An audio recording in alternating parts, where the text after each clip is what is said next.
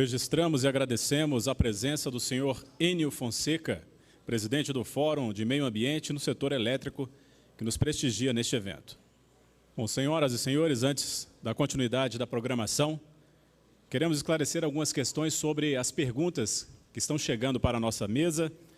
Está acontecendo uma filtragem por conta da grande quantidade de participantes e a grande quantidade de perguntas que estão chegando. Então, por conta da vasta programação, não estamos conseguindo responder todas, mas a filtragem busca contemplar o assunto de forma geral. As perguntas que chegaram com o e-mail, faremos o melhor possível para respondê-las através da web. Agradecemos a compreensão de todos. Portanto, teremos agora a mesa do quarto painel com o tema Regulação da Transmissão. Convidamos para moderar este trabalho o senhor Richard Lee Hostetler, economista do Instituto Ascend Brasil. Ele é mestre e doutor em Teoria Econômica pela Universidade de São Paulo, USP, graduado em Economia pelo Goshen College, Estados Unidos. Entre suas experiências profissionais destacam-se 7 anos na Tendências Consultoria Integrada, onde foi sócio e coordenador de projetos, 3 anos como especialista em utilidades públicas na Federal Energy Regulatory Commission, órgão regulador de energia nos Estados Unidos. Uma salva de palmas ao nosso moderador. Convidamos os painelistas. Senhor José Jorosa Júnior, diretor da Agência Nacional de Energia Elétrica, possui MBA em Gerência de Operações em Energia pela FUNCEFET, Celso Couda Fonseca, Rio de Janeiro. Graduado em Engenharia Elétrica pela Universidade Federal do Mato Grosso, atua na ANEEL desde 1998 e é diretor da agência desde 2013. Também é vice-presidente da Associação dos Reguladores da Língua Portuguesa. Senhor Caio Figueiredo Cavalcante, advogado e representante da Associação Brasileira da Infraestrutura e Indústrias de Base. Possui graduação em Direito pela Pontifícia Universidade Católica de São Paulo, MBA executivo no INSPER, especialização em Contabilidade e Finanças na Fundação Getúlio Vargas. Em 2015, foi eleito advogado regulatório não financeiro do ano na América Latina pelo International Law Office. Trabalha no setor de transmissão de energia elétrica há 11 anos e participa do Comitê de Transmissão da ABDIB desde sua criação.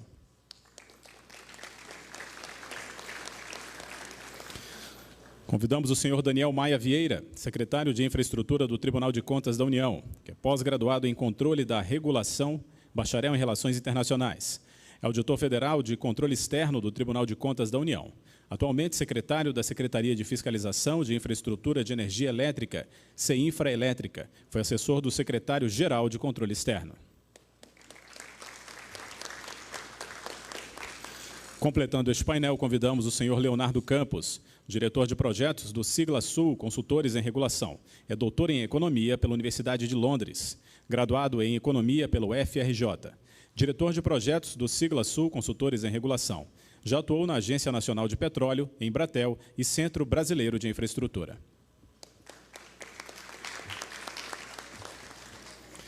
Portanto, a mesa do painel composta, por gentileza, podem tomar assento e, para início dos trabalhos, com a palavra o moderador, senhor Richard Lee Hostetler. Boa tarde a todos. Sem delongas, vamos continuar o quarto painel agora. Primeiro, nós participamos aqui da preparação do evento desde o início e realmente queremos demonstrar nossa apreciação pela atuação na ANEEL nesse sentido. Nunca é fácil se abrir para críticas, mas isso se tem um atributo muito bom da ANEEL é que ela nunca se furtou disso, sempre foi muito aberta para o diálogo, criando oportunidades para ouvir os agentes, e a experiência passada que nós tivemos de grandes problemas do setor foram justamente quando tiveram intervenções que não passaram por esse tipo de diálogo e abertura e transparência. Então, o fato de termos esse diálogo hoje já é um meio passo andado para a resolução dos problemas e desafios que nós enfrentamos olhando para frente. No mesmo modo, assim, eu aprecio e quero apresentar a apreciação para a participação de todos que estão aqui, as empresas, o TCU, as consultorias. Muitas vezes é difícil também as empresas que ainda têm as suas cicatrizes e feridas de experiências passadas, mas participar de uma forma aberta, com um diálogo de alto nível, procurando trabalhar de uma forma positiva, construtiva, também grande parte da solução, e eu acho que a atitude que todos têm aqui em tentar trabalhar nessa construção de um mundo melhor é realmente excepcional.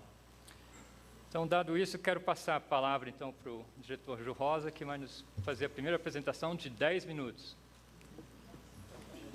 O regulador tem que tomar cuidado, né? Bom, boa tarde a todos. Eu acho que muito do que eu vou falar aqui já foi dito ao longo do dia, né? De alguma forma. Vou tentar apresentar alguns números, mas é para suscitar realmente a curiosidade e o debate. Então, vou começar, assim como o Dr. Reive começou, falando de leilões, onde deságua todo o planejamento, né, e a necessidade acaba caindo em cima desse modelo que é determinado por lei, né, que nós só podemos fazer novas expansões de transmissão via licitação. Vou falar um pouquinho do que foi o leilão ontem, né, que na verdade eram 12.600, conseguimos aí 6.800, e um fato curioso, que dos 14 lotes que foram vencedores, né, sagrado, que tiveram proponentes vencedores, 9 são de empresas novas no setor de transmissão. Não que sejam empresas que não militam na área de transmissão, mas como concessionárias, né? Então, nós temos várias empresas que são EPCistas e hoje elas se aventuraram, né, ontem, né, na verdade, se aventuraram aí a participar de um leilão. Isso é interessante, né? Você ter novos entrantes ajuda, porque como a carteira dos tradicionais, em algum modo, está bastante abarrotada, nós estávamos tendo aí umas dificuldades, né? Mesmo assim, nós vamos ter que passar mais ou menos 8 bilhões desse para a segunda etapa, porque, na verdade, o de 1º de julho, eu não passei nada. Hã?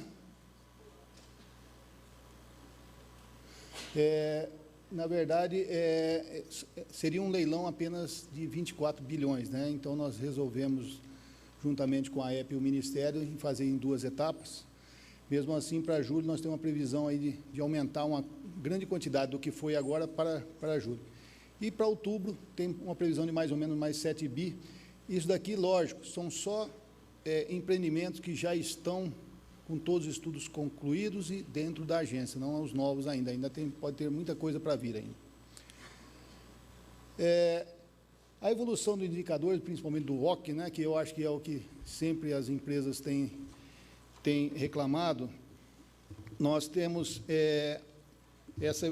esse patamar que hoje estamos utilizando, médio de 9,81, porque isso varia de cada empreendimento, ele tem um ROC diferente, não é igual para todos, é muito em função da quantidade de capital, de equipamentos que são importados ou não, então isso varia bastante. Então, esse, na verdade, não é um número fixo, embora que esse valor é um valor já livre, né, de impostos, e ainda falta aqui acrescentar mais o IPCA. Então, é um valor bastante significativo, né? Eu acho que nós voltamos a um patamar, nós entendemos, a agência entendeu que realmente lá em 2014, 2013, 2014, foram um valor muito aquém, né, do que estava acostumado o setor. Nós vimos que realmente foi a época que nós tivemos mais lotes vazios, né? Depois disso, nós tivemos um problema de conjuntura ainda na questão do país, mas com essa evolução aqui, nós vimos que realmente os empreendedores tiveram uma disposição melhor. Eu acho que ainda falta resolver, como disse hoje de manhã, a questão da indenização das transmissoras, que eu acho que esse é um grande ponto para que realmente a CETEP, Furnas, Eletronorte, né, Chess, possam voltar a investir, né? Eu acho que isso é de extrema importância para o país. Essa questão que eu acho que aí cabe ao poder concedente resolver essa questão da indenização. Quanto à evolução dos indicadores, aqui é o prazo médio de indicadores né, que, na verdade, esse daqui é de licenciamento em implantação. Aqui está tudo junto, porque, na verdade, a implantação em si não variou muito, né? Quando a empresa já tem um licenciamento, a LI, quando ele pode realmente começar a fazer os seus trabalhos, o tempo de construção é 1.000 quilômetros em torno de 1 ano. Então, em 500 kV, isso não variou com o tempo, tá? Ou seja, as técnicas cada vez estão sendo mais aprimoradas, mas o tempo de construção, ele sempre é bem estanque. Agora, nós tivemos realmente muita dificuldade com a questão ambiental. Não quero dizer que a questão ambiental, a culpa é dos órgãos licenciadores, nem sempre é. Eu acho que tem muito também dos empreendedores. O que isso nos suscitou? A trabalhar com prazos mais realistas de construção, né? Foi um trabalho bastante difícil, feito com bastante discussão com os empreendedores e com o Ministério, com a EP, até que conseguimos realmente mostrar que os prazos não estavam muito factíveis. Aqui vocês podem observar, esse é um dos grandes pontos que nós temos, né? A questão da valorização dos terrenos na área rural, né? Ele aumentou, se você comparar com o IPCA, né? Ele aumentou 45%, enquanto o IPCA 22%, partindo do mesmo ponto em 0, os dois, lá em 2012. Então, é uma variação muito significativa. Mas nós temos procurado fazer alguns avanços para que realmente nós possamos ajudar um pouco nesse trabalho, que é a questão da declaração de utilidade pública, que, na maioria das vezes, as transmissoras precisam. Então, nós estamos com um trabalho bastante avançado dentro da agência, no sentido de que a gente possa realmente solicitar apenas aquele material que é essencial, né, para que a gente possa fazer uma análise mais rápida, com maior clareza, né, dando uma maior clareza. Isso daqui, na verdade, o que nós queremos? Na verdade, colocar um modelo de como deve chegar as informações para que não tenha trabalho muito, o pessoal na análise não tenha cada um fazer um trabalho a mais ou a menos para procurar aquela informação. E, logicamente, ter uma agilidade no processo. A regulação por incentivos, né? Eu acho que a 270 é uma regulação por incentivo, não é uma regulação sem incentivo, muito pelo contrário. Aqueles 12,5% ali é até, né? Nós não temos alcançado isso, né, na maioria das vezes. Se vocês observarem que quando lá em 2005 nós tínhamos 3,4 dias de indisponibilidade no equipamento, a partir do momento que se implantou a 270, hoje nós temos 0,4 dias, ou seja, 6 horas aproximadamente. Vocês podem observar que a empresa que mais sofreu uma penalidade, ela sofreu 4% na sua AP, 4,5%. E se você observar, aqui em azul, são as empresas licitadas, um caso de uma empresa licitada, em torno de 1% de desconto na RAP, e uma média das empresas prorrogadas, né, que tiveram concessão prorrogada, em torno de 2,8%. Ou seja, na verdade, a gente tem notado que não é a regulação que tem feito todo esse trabalho. O que nós procuramos fazer de aprimoramento? Uma gestão contratual, que o Dr. Reive já falou hoje pela manhã, um aumento no prazo de implementação mais realista, um incentivo, principalmente de entrada parcial naqueles empreendimentos, e com a sua consequente recebimento de RAP proporcional a ele, também incentivo em antecipação em empreendimentos que são de extrema importância, com certeza ela vai ter uma RAP de forma mais rápida, e o melhor, delimitação da matriz de risco, também nós já dissemos, né, a partir do leilão número 5 do ano passado, nós já começamos de alguma forma, a partir dos prazos extrapolados dos órgãos ambientais, a sociedade, repartir um pouco esse prejuízo com o empreendedor. A atualização no banco de preço, já teve uma determinação da diretoria para que as áreas estudem, principalmente os custos socioambientais, fundiários e equipamentos especiais que estão, de fato, com uma defasagem. O relatório RI5, que já foi mencionado também por alguns painelistas no período da manhã, que é esse estudo de valorização fundiária, né, que hoje nos preocupa bastante. Aprimoramento da DUP, acabei de falar, e a revisão da norma 270. Seria isso para suscitar aí aos senhores uma reflexão. Obrigado.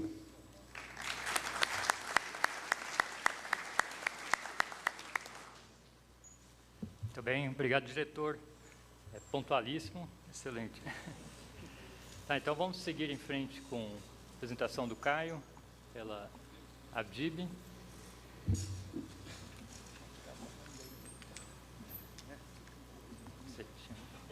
Bom, boa tarde a todos. Primeiramente, obrigado. Eu queria agradecer em nome da Abdib o convite para participar desse painel. A regulação é um tema que a gente entende fundamental, que merece um cuidado e a grande atenção por parte de todos. Ela, sem dúvida, um dos componentes relevantes que possibilitaram o desenvolvimento do mercado e do mercado de transmissão por muitos anos. Quando me passaram a missão de falar sobre regulação nesse painel, falei, puxa, por onde começar, né? E aí, conversando lá na associação, vendo todas as ideias, fui buscar a norma de criação da ANEEL. Lá em 1996, a lei que criou a ANEEL, em 1997, o decreto regulamenta a ANEEL, e ali encontrei alguns pontos que vão ser interessantes para conduzir a nossa linha de raciocínio. São 10 minutos só, então eu pincei os mais relevantes e os relacionados ao tema do painel. No decreto a gente encontra, o decreto define para a ANEEL a estrutura regimental e as diretrizes a serem observadas.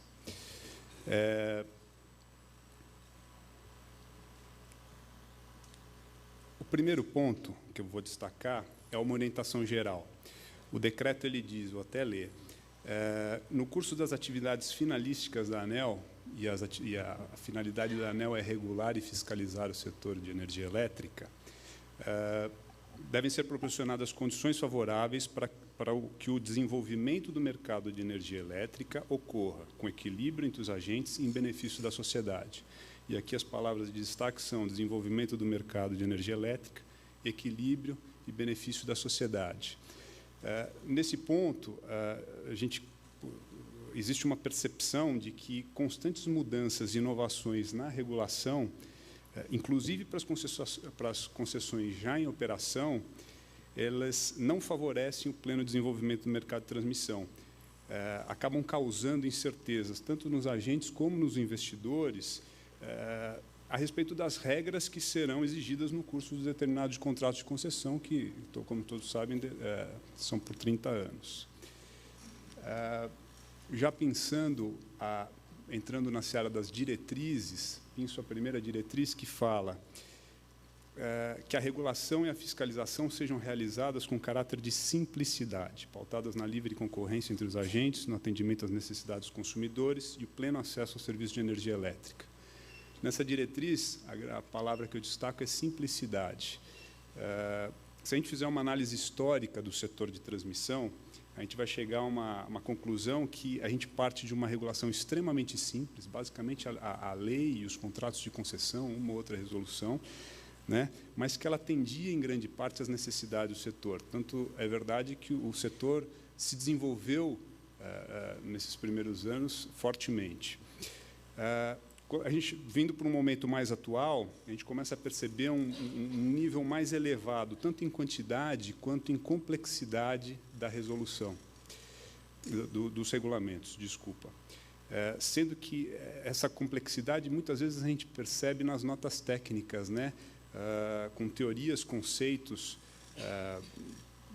como eu disse, complexos, e que muitas vezes são objeto de questionamentos e comentários em audiências públicas, né? Outros pontos sobre a regulamentação, que eu acho importante destacar de tudo que a gente vai conversando nas reuniões dos concessionários, é justamente a regulação hoje tem um grau de especificidade muitas vezes indesejável. Os regulamentos chegam a tratar de questões tão específicas que você fica impossibilitado de aplicar em casos análogos. Ou mesmo os regulamentos eles não observam a existência de diferença entre concessionárias. Outro ponto seriam regras que permitem uma aplicação subjetiva. Quer dizer, a aplicação subjetiva numa norma, ela é sempre ruim, sempre inconveniente. Ainda um outro ponto sobre a regulamentação seriam regulamentos demasiadamente restritivos à condução dos negócios das concessionárias, né? Nesse ponto, eu acho importante destacar que os contratos de concessão, eles trazem uma cláusula que prevê que a concessionária ela tenha liberdade na condução dos seus negócios, né? E esses regulamentos restritivos, percebe-se que muitas vezes eles surgem de uma experiência negativa no setor, né? E aí a regulação ela vem, busca-se fazer uma regulação pela exceção, quer dizer, num caso onde acabam todos os concessionários que têm uma atuação correta, boa, respondendo por um fato que talvez não seja uma regra geral. É importante lembrar que essas questões de exceção, elas muitas vezes podem ser resolvidas e até mesmo prevenidas no âmbito da fiscalização. Não necessariamente é necessário alterar uma regra ou criar uma resolução para que se corrija o rumo dessas situações. Enfim, um outro ponto são, na verdade, duas diretrizes que eu vou juntar aqui para poder criar um raciocínio, é a questão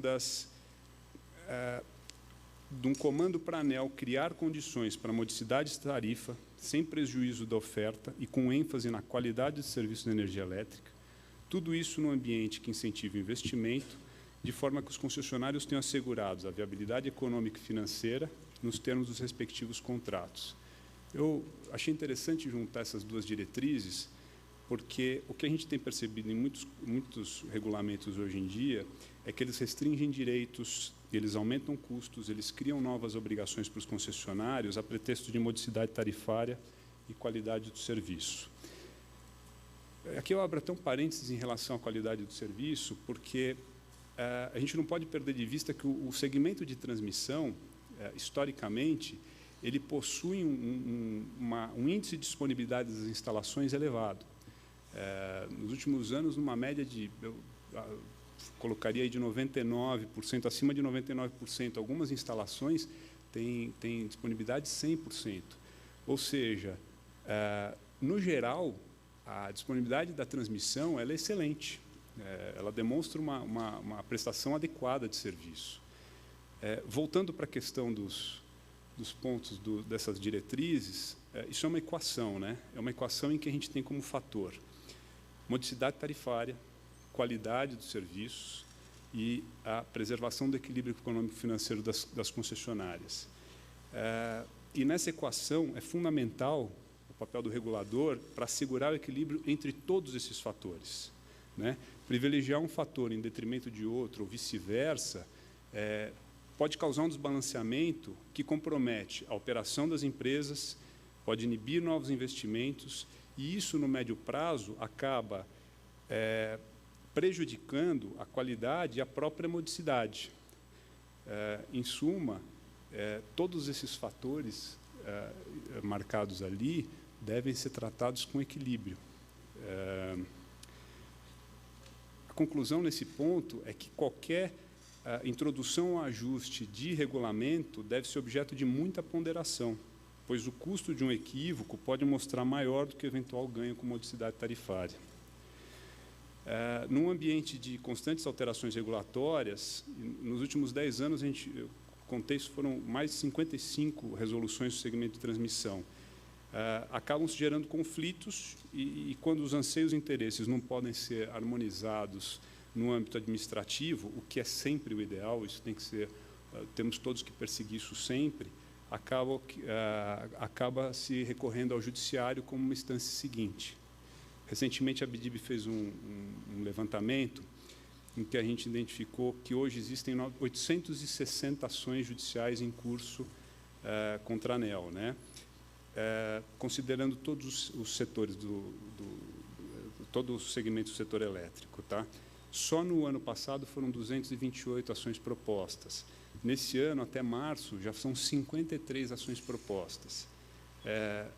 Sem medo de errar, a gente não fez uma análise do conteúdo, do mérito de cada ação dessa, mas sem medo de errar, grande parte dessas ações elas estão relacionadas à questão de regulação. Né? Então, e aí eu passo por uma próxima diretriz do decreto, e essa é a última, onde diz que a ANEEL deve prevenir conflitos. Eu destaco isso porque,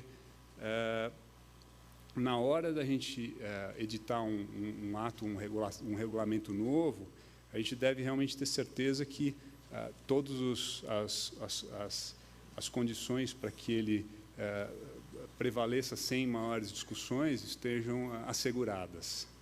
Bom, para concluir,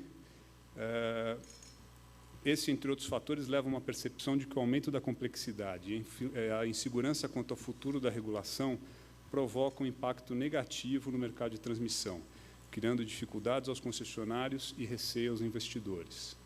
Nesse contexto, é importante que a regulação recupere previsibilidade e até mesmo, como diz a diretriz, uma certa simplicidade, claro que sem deixar de tratar adequadamente todos os assuntos, mas restabelecendo as condições favoráveis para o desenvolvimento do mercado de energia elétrica, incentivando direta e indiretamente o investimento, assegurando viabilidade econômica e financeira das concessionárias, observando as regras contratadas no momento do leilão, e tudo isso em equilíbrio com modicidade tarifária e a qualidade do serviço. Desculpa, eu passei um pouco tempo. Era isso.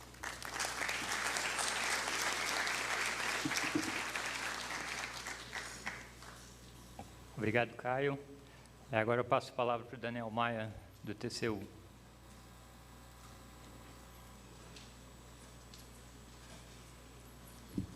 Boa tarde a todos.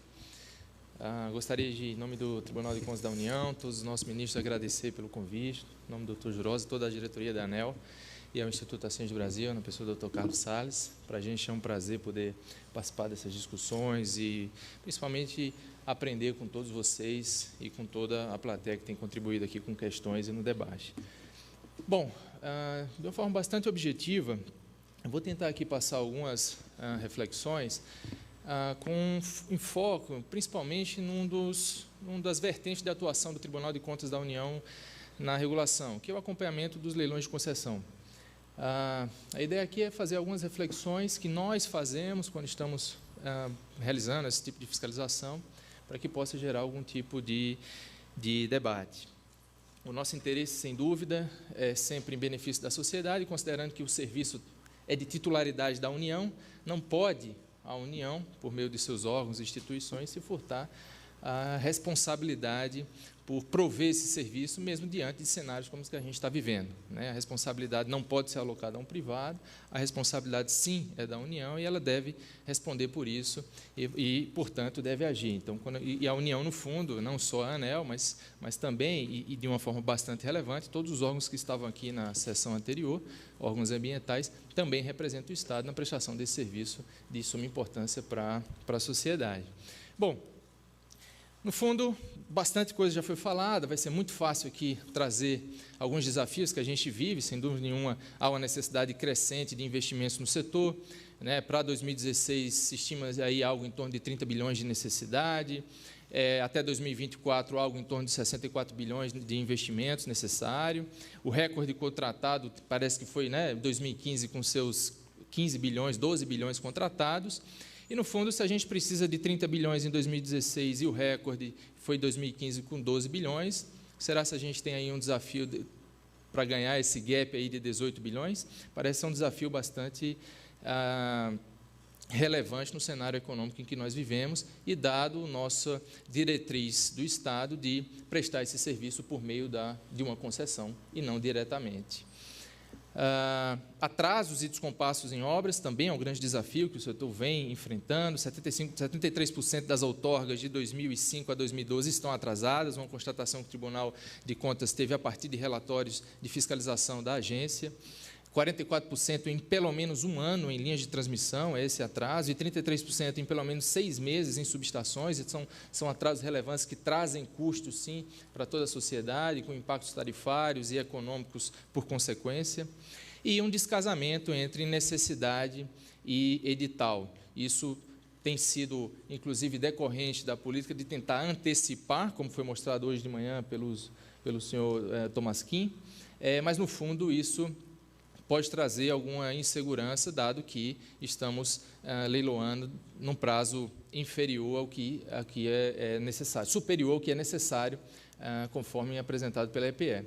Então, são grandes desafios de fato, e a gente está diante de fato, uma doença, né? Todos os diagnósticos que vêm sendo apresentados aqui em todos os painéis pela manhã e agora à tarde é que temos, sim, né, uma doença em que temos tido os leilões desertos, né? 2013, 17%, 2014, 27%, 2015, 50%, 2016, estamos aí até agora com 45%, com a expectativa de ser bem menos que isso ao final do ano. E também podemos estar diante também de uma doença em relação ao processo concorrencial disso tudo, né? Em 2015, de 11 lotes contratados, 8 tiveram apenas um lance, 3 tiveram 2 participantes. Agora, em 2016, que pese ter a presença de novos investidores, ainda assim há uma concorrência limitada. Então, parece sim estarmos diante de uma doença. E essa doença, qual é a causa disso? Né? A gente tem diversos trabalhos que o tribunal tem feito exatamente com o objetivo de não só diagnosticar, mas tentar identificar causas e provocar melhorias por parte da administração pública, né? E ao avaliar um pouco se a causa está exatamente num gap de investimento público ou privado, a gente se depara com situações em que, de fato, diante de lacunas de investimento das estatais, o triênio anterior à famosa MP, não preciso nem botar o nome, as estatais investiam em torno de 54% de tudo que foi investido no setor. 54% não é ela investindo só diretamente, mas também por vias SPS, inversões financeiras, não só empreendimento corporativo, mas também via inversões financeiras em SPS, com a cooperação com a iniciativa privada. Pós-MP, essa participação reduz para 22%, sendo que em 2015 teve, sim, 6%. Então, a saída de estatais, sim, é uma das causas dessa doença. Em relação aos privados, a gente vê um aumento significativo da participação de privados, né? Sobretudo em 2014 e 2015. Boa parte em função da presença da State Grid, a gente sabe que não é privado, propriamente dito, mas encaramos aqui como privado. E também em função dos 2 grandes bipolos que foram licitados nesse período, né? Dando, portanto, um peso muito grande a esse valor relativo. Bom, e a causa da causa em relação à Eletrobras? Quando a gente fala aqui estatal, não é só a Eletrobras, todas as empresas também estatais dos estados. Mas olhando a participação da Eletrobras, é muito maior do que qualquer outra estatal dos estados. Bom, qual seria a causa da Eletrobras, então, ter se ausentado? Diagnóstico simples também, identificamos prejuízos sucessivos da empresa, entre 2012, 13, 14, 15, chegando a 15 bilhões de prejuízo. Investimentos em transmissão em 2015, houve uma execução de 65% apenas do total planejado pela empresa, e ela também se depara com bastantes desafios. A RBS é um delas, né? A Eletrobras alega ter direito a receber ainda 20 bilhões de reais, é bastante significativo frente ao prejuízo sucessivo que ela vem enfrentando.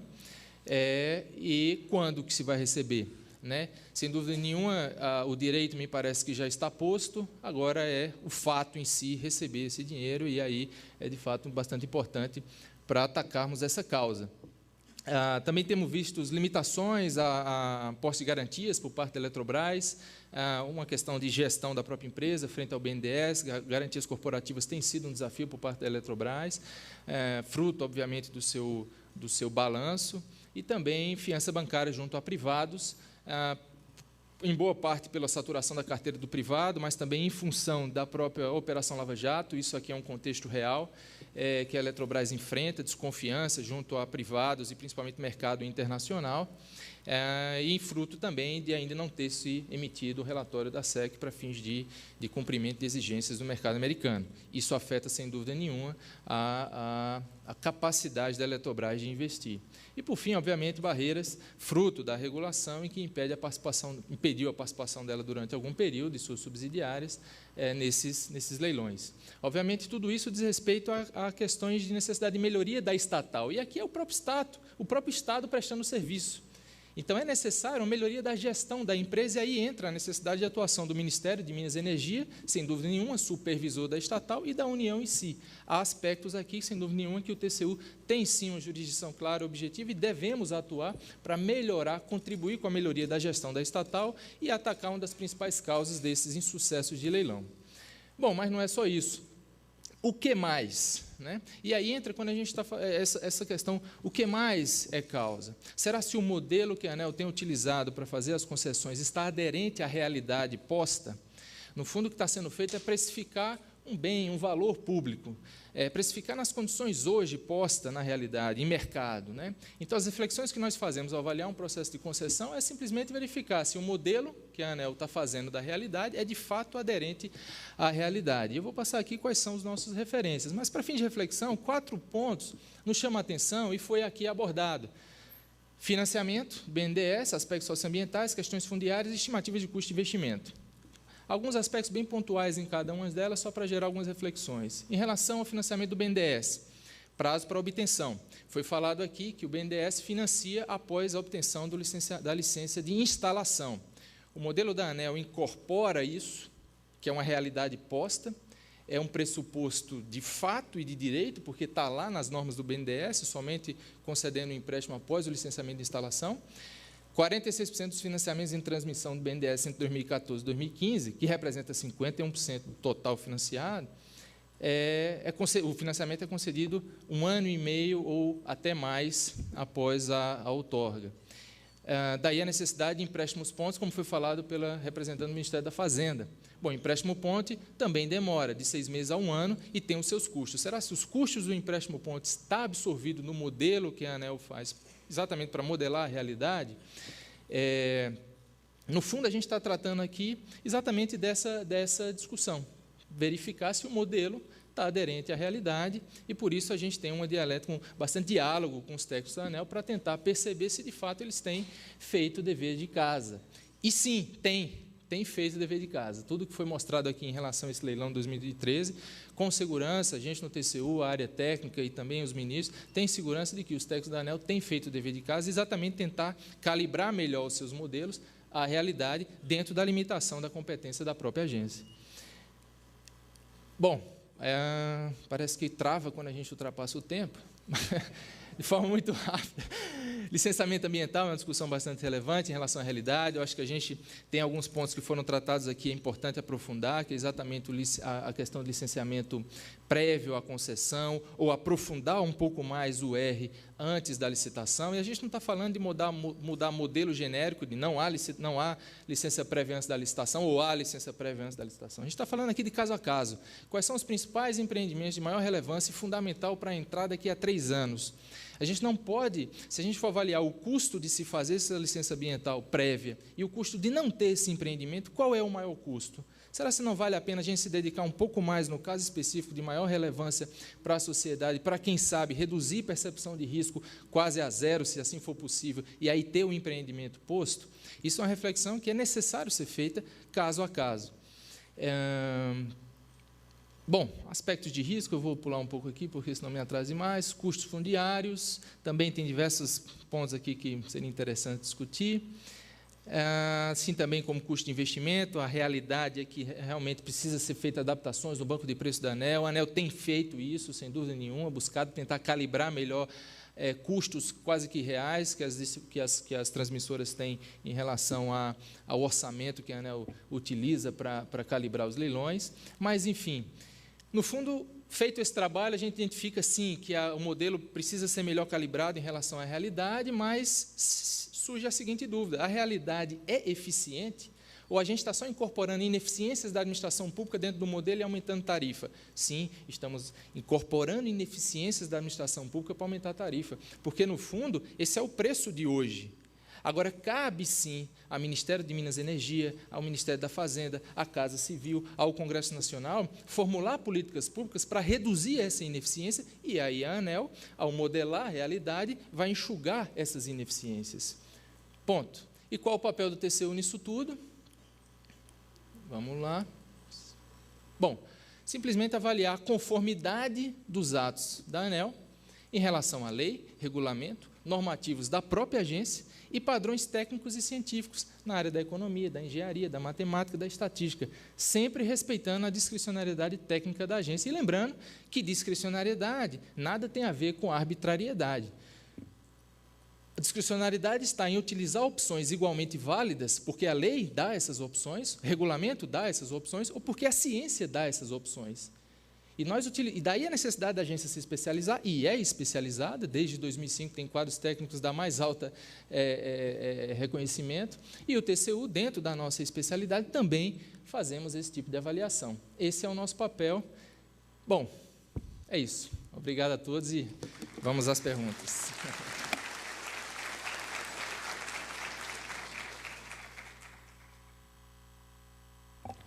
Obrigado, Daniel. Agora com a palavra, Leonardo, da consultoria Sigla Sul.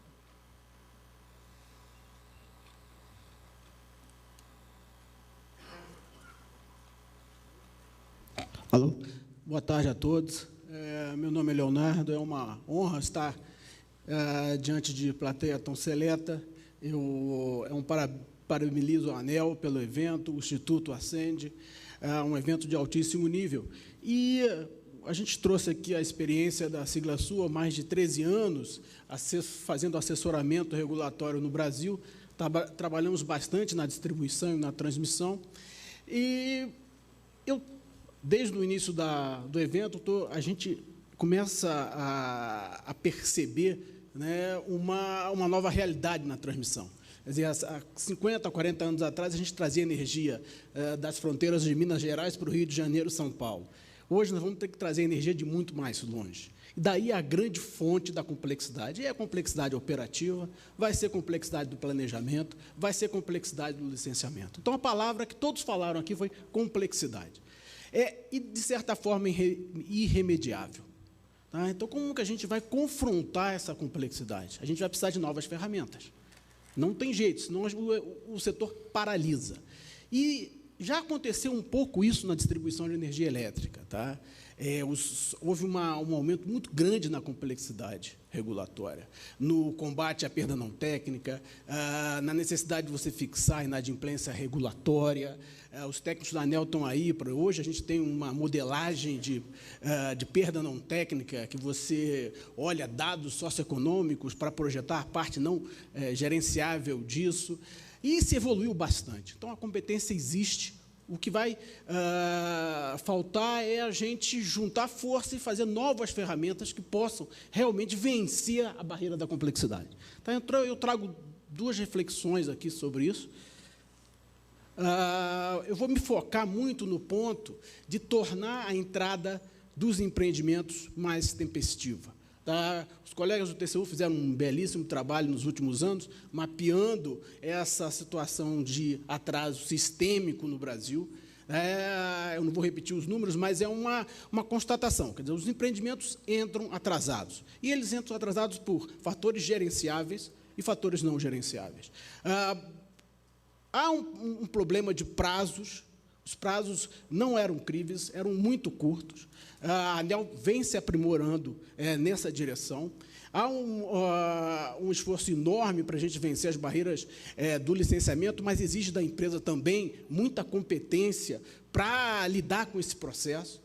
Tá? Então, nós aqui pensamos em duas novas ferramentas. Uma primeira ferramenta é para confrontar, as duas ferramentas elas visam confrontar um custo enorme de que esses atrasos têm causado à sociedade brasileira. Também, baseado em estudos do TCU, a gente vê que, se você somar os gastos em despacho de térmica, locais usando diesel e óleo combustível, geralmente no norte, a disponibilidade não voluntária das distribuidoras que compraram a PLD porque não tiveram a energia de forma tempestiva, o adiamento da entrada das usinas eólicas, adiamento de entrada de uma transmissora porque a outra não completou. Os gastos são enormes. O custo para a sociedade, a gente selecionou aí seis eventos, é de 250 milhões mês.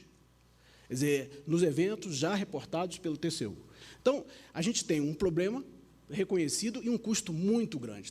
Tem muito dinheiro na mesa para a gente usar os incentivos e reduzir o custo líquido para a sociedade, para ganhar em termos de bem-estar. Então, a gente pensou aqui em duas ferramentas, ainda embrionárias. Tá?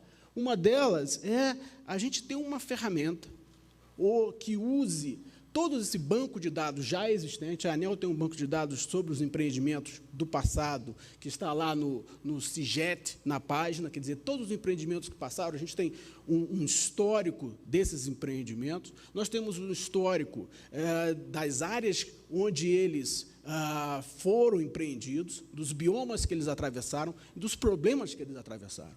Quer dizer, a nossa proposta é a construção de uma ferramenta que possa unir as características do projeto, as características ambientais e modelar, primeiro, modelar e entender e explicar o atraso do passado. Quer dizer, realmente explicar por que os projetos atrasaram, qual foi o peso de diferentes fatores. E depois usar essa ferramenta para projetar prazos. Tá?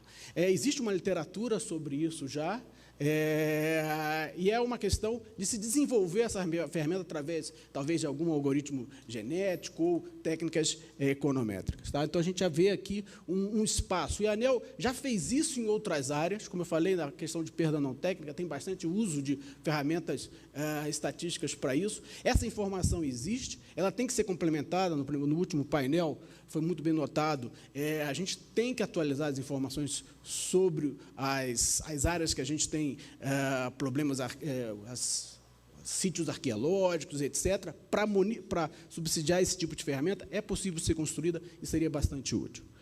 A outra coisa que a gente vê como bastante útil é sinalizar de forma tempestiva a escassez de oferta de transporte. Quer dizer, a gente não existe um mercado de capacidade de transporte de energia elétrica.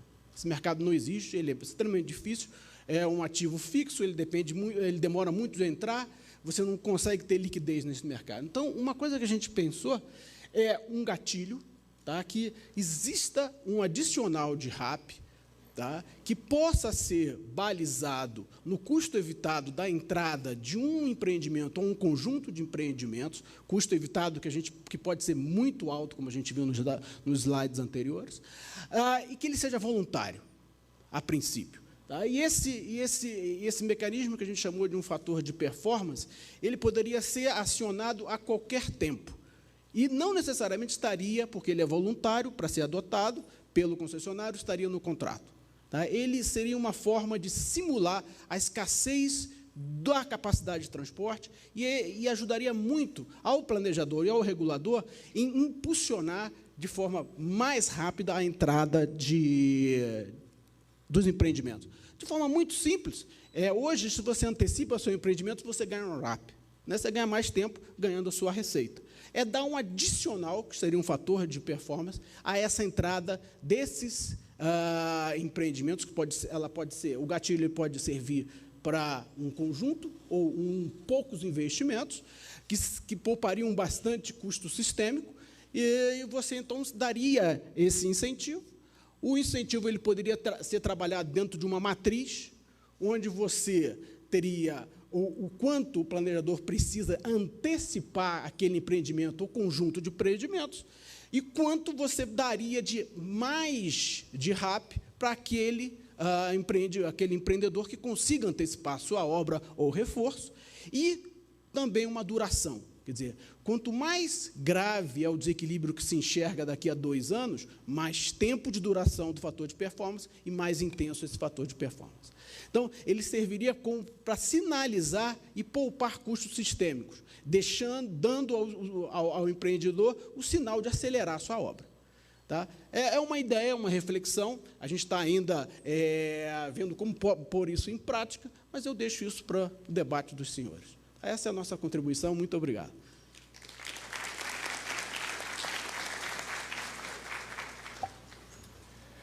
Muito bem, para começar os debates, então, eu queria começar pegando a ideia que o Caio passou, olhando as diretrizes de criação da ANEEL, e um dos diretrizes sendo a simplicidade na regulação. A regulação, a primeira pergunta a regulação realmente está se tornando mais complexa? E essa complexidade é desejável, é necessária, ou teríamos passado do ponto? E eu vou começar com o Dr. Justo Rosa, ele que eu acho que está na ANEEL desde sempre, né? Começou na Superintendência de Concessões. Isso, depois na fiscalização, depois na assessoria e depois agora na diretoria. Todos os itens relevantes para esse painel. Então.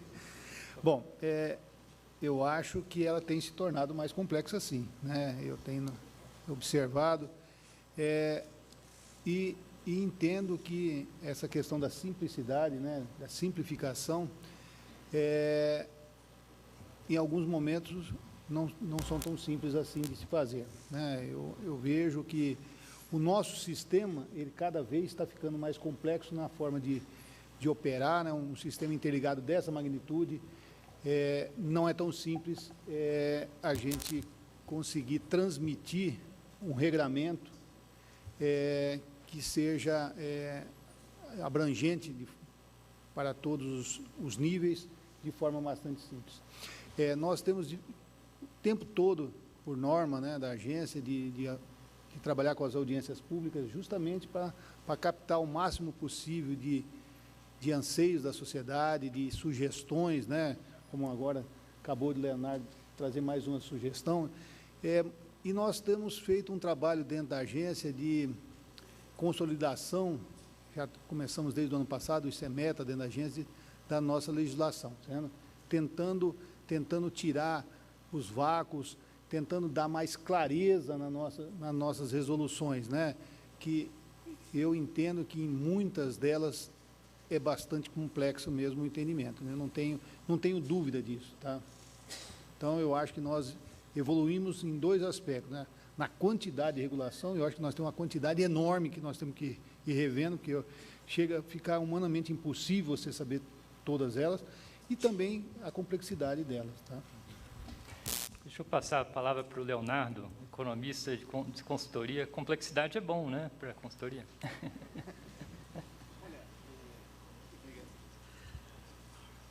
Eu acho que a gente tem que buscar a simplicidade nas ferramentas que vão lidar com complexidade, mas a complexidade ela é irremediável. Infelizmente, ela é irremediável. E a consultoria, sim, vive de responder perguntas difíceis, trazendo a contribuição mais simples possível, né? Quer dizer, dar a solução da forma mais elegante possível, usando o menor número de equações variáveis. Caio, quer... Só complementar, até esclarecer, no painel anterior, a gente escutou... Pronto. No painel anterior, até me chamou a atenção, porque um dos painelistas falou justamente sobre simplicidade, né? Simplicidade não necessariamente é você deixar de regular o que deve ser regulado, né? Isso nem se questiona, né? Eu acho que, pelo contrário, muitas vezes o regulamento... talvez a gente voltando no tempo, havia uma carência de entendimento, né? O que fazer? E aí você ia até a agência. Eu acho que muitas vezes o regulamento ele começa a refletir um pouco da consolidação de todos esses anos de... Agora, talvez eu acho que é um pouco isso, né? Fazer as coisas mais simples, ou deixar mais claras, menos... de forma a fazer fluir melhor a atividade do concessionário, né? O concessionário não encontrar tantas dificuldades, tantas barreiras no regulamento, quer dizer, previsibilidade. Eu acho que a grande mensagem seria até nesse sentido. Encaixar aqui uma das perguntas que recebemos que toca nesse tema, do Luiz Henrique da CEMIG Abrate. O estágio de envelhecimento dos ativos de transmissão no Brasil requer reinvestimentos muito acima do histórico. Apesar do esforço da ANEEL, a regulação específica ainda proporciona um processo de autorização que implica perda de energia nas fases de planejamento e execução dos empreendimentos. Como a ANEEL vê a proposta de simplificação dessas autorizações, considerando um percentual de depreciação da base regulatória como um referencial para reinvestimentos? Então, a ideia, eu acho que seria não ter que ter uma aprovação prévia que teria um montante mínimo previsto que já poderia se reinvestir e deixar as próprias concessionárias executarem. Na verdade, a questão da depreciação, ela já é dada, o valor da depreciação já é dada justamente para isso, né? Para reinvestimento, né? A cada ano a ANEEL ela dá um valor para distribuir para a transmissora, justamente para que ela possa reinvestir. Talvez estejam do jeito que ele colocou, principalmente empresas com ativo bem mais antigo. Nós temos uma quantidade muito grande de itens já plenamente depreciados. Então, em função da vida útil, né, e entendo que esse é um pleito que as transmissoras têm feito, que algum valor para que ela possa utilizar para fazer essa substituição, né? E também entendemos que a substituição por substituir não é a melhor solução, né? Senão nós íamos encarecer demais o nosso parque. Eu acho que não é questão de tarifa, eu acho que é questão de... Eu entendi. A autorização expressa para que ele possa substituir. É isso, né? É substituição. Eu estou entendendo aqui. Né? Não, para substituição ele não tem problema nenhum ele substituir. Né? O que eu estou dizendo é ampliação. Tá? É que provavelmente envolvem melhorias aí no processo, né? Mas tudo bem. Tá bom, vamos... para uma outra questão que foi discutida já um pouco anteriormente, questão de risco regulatório. Já tivemos a percepção no painel de financiamento, o Santander e quem mais que falou? BNDES? Com relação ao risco regulatório, uma percepção que sim aumentou o risco. Eu peguei aqui os dados, o Banco Mundial tem um índice de qualidade regulatória, um painel de vários países. A série começa em 96 e o Brasil mostra uma queda desde então. Começou lá na época, o índice varia entre 2,5 positivo e 2,5 negativo. O Brasil localizava-se em 96 em 0,41, aí ele foi indo até 2006, atingiu 0,4 negativo, aí foi recuperando até 2011, chegou a 0,17, aí começou a cair de novo a partir de 2012, hoje situa-se em menos 0,7. Ele também tem, em termos de ranking, e no ranking o Brasil estava em 65, né, sendo 100 o mais alto, e aí a mesma tendência de quedas e subidas nesse período, e hoje está nos 50. Então, a percepção desse índice, pelo menos, é que realmente teve uma queda de qualidade regulatória. É claro que isso aqui é mais amplo do que só o setor elétrico, né? Ele é para o país como um todo, mas estamos embutidos aí, certamente o setor elétrico influenciou a variação desses índices. Eu gostaria de ouvir as pessoas do painel, se querem expressar a sua percepção de risco, se tem aumentado, diminuído, e quais são os motivos. Caio, quer começar?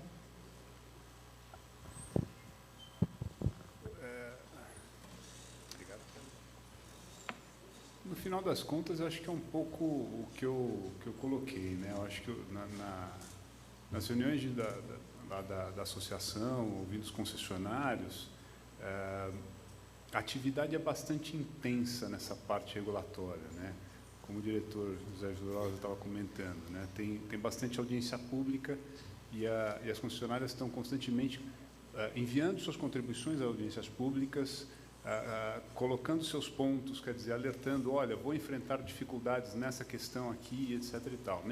Nem sempre a gente percebe que essas dificuldades e esses pontos que nós citamos são considerados na resolução final, né? Então, e isso tudo traz, como eu estava dizendo, né, isso acaba gerando aí esses novos regulamentos, acabam trazendo novas obrigações, novos custos. Isso tudo pesa numa concessão que foi prevista de uma forma e ao longo da sua realização ela vai sofrendo essas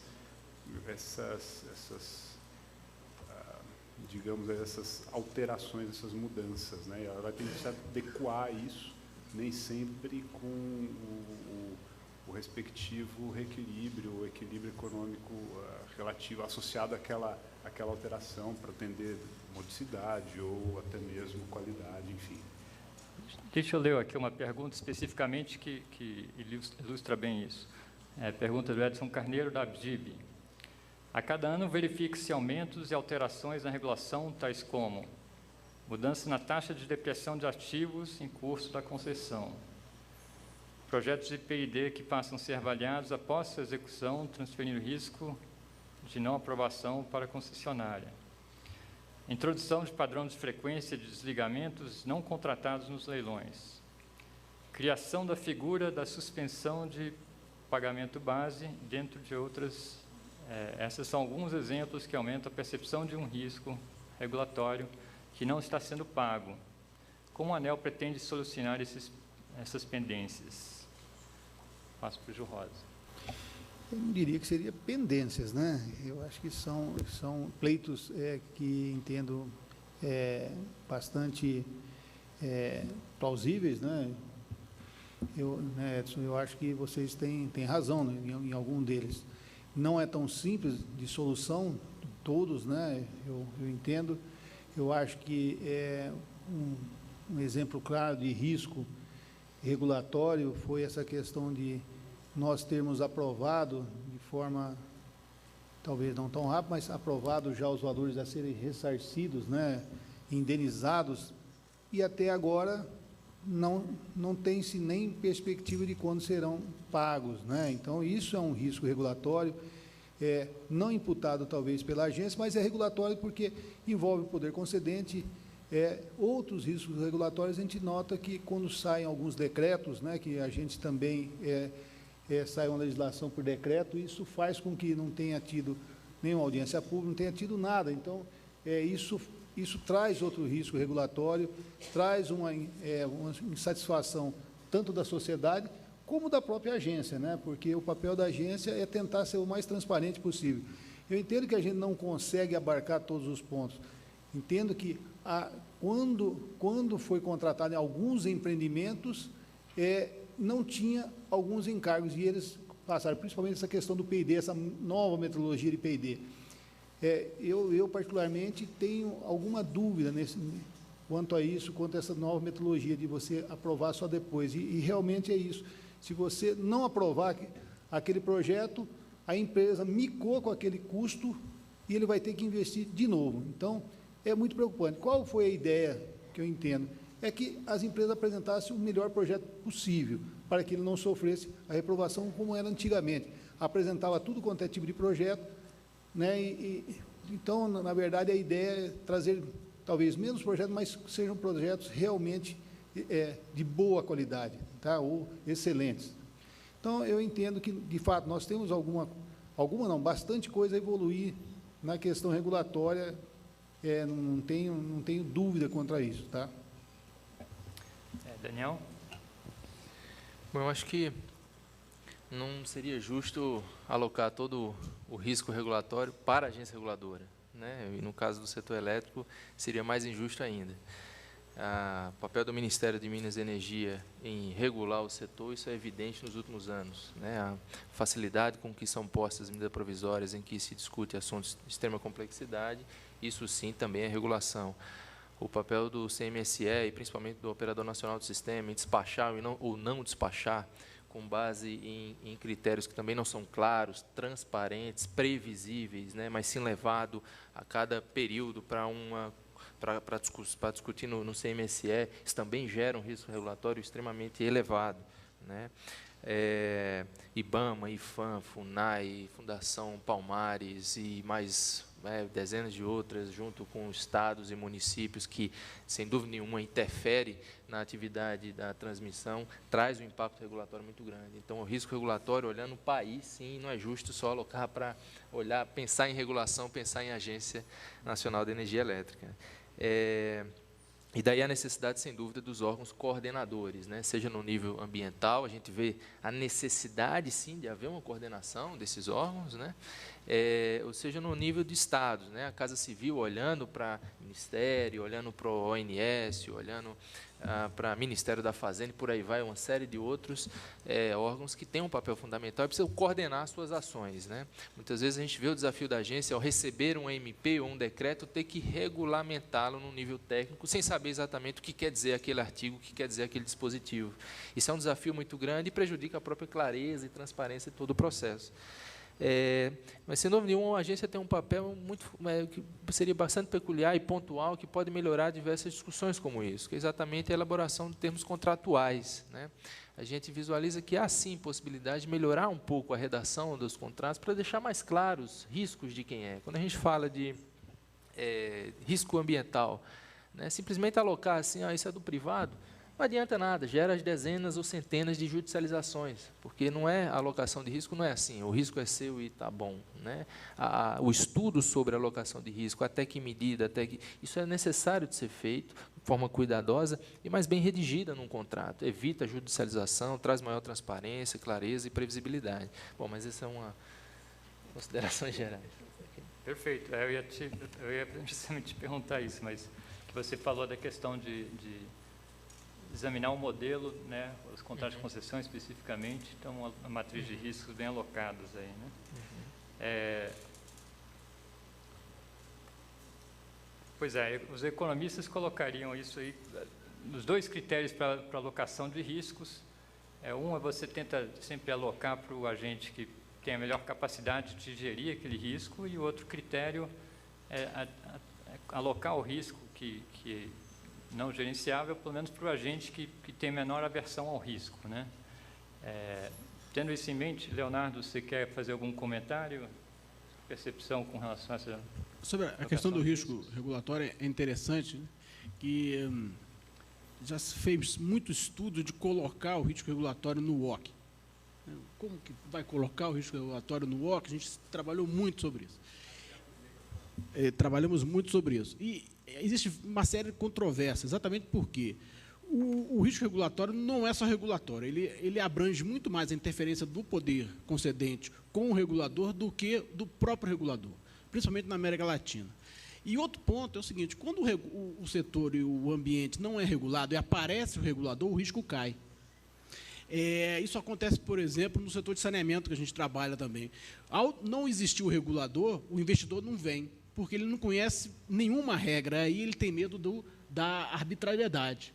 Quando chega o regulador, o risco cai, aí vem o investidor, porque ele já sabe que vai ter uma audiência pública, que vai ser discutido, que há uma instância de resolver controvérsia.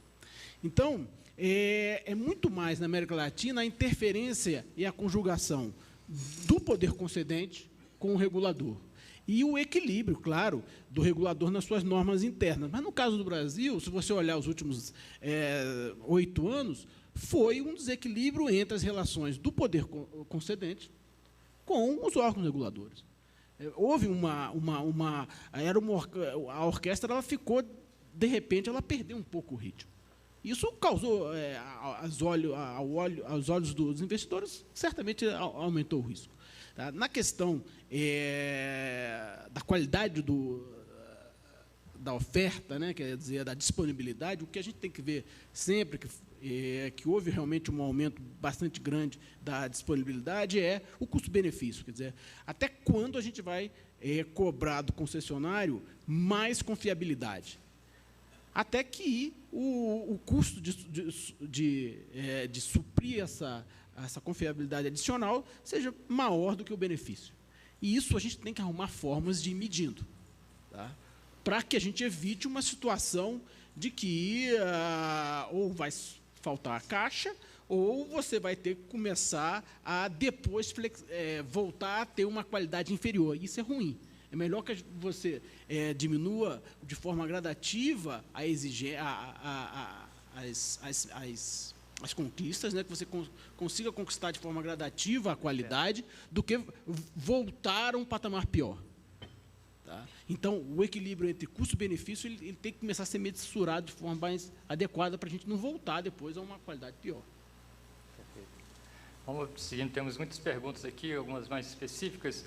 Deixa eu ir passando aqui, então. Aqui é uma pergunta do Luiz Henrique, da CEMIG. Considerando que mais de 50% dos ativos estão operando acima de sua vida útil regulatória, os riscos envolvidos numa operação e manutenção desses ativos, os ganhos auferidos para a sociedade pela postergação de reinvestimentos decorrente da longevidade técnica operativa desses ativos, por favor, comentar sobre a necessidade de estabelecer uma receita adicional ao valor de OIM que permita às transmissoras avaliar os riscos e perceber incentivos para uma contribuição adicional à modicidade tarifária. Então, pelo que entendi, vamos manter os ativos mais tempo, dar um incentivo para isso, que permite reduzir custos para a sociedade. Esse, na verdade, não é um pleito só das transmissoras, né? As distribuidoras também fizeram o mesmo pleito. A agência, as áreas técnicas se debruçaram no caso da distribuidora e ainda não chegamos a um consenso sobre isso, né? Eu acho que tem que evoluir um pouco mais essa discussão dentro da agência. Nesse momento, nós entendemos que não tem espaço, mas não é um assunto que, vamos dizer assim, morto, né? Até porque dentro da agência nenhum assunto ele não pode retornar a ser discutido, muito pelo contrário. Eu acho que a agência tem mostrado em diversas ocasiões que decisões delas, depois nós voltamos atrás, mudamos, alteramos, acrescentamos pontos. Eu, particularmente, entendo que esse ponto merece um estudo com cuidado dentro da agência, né?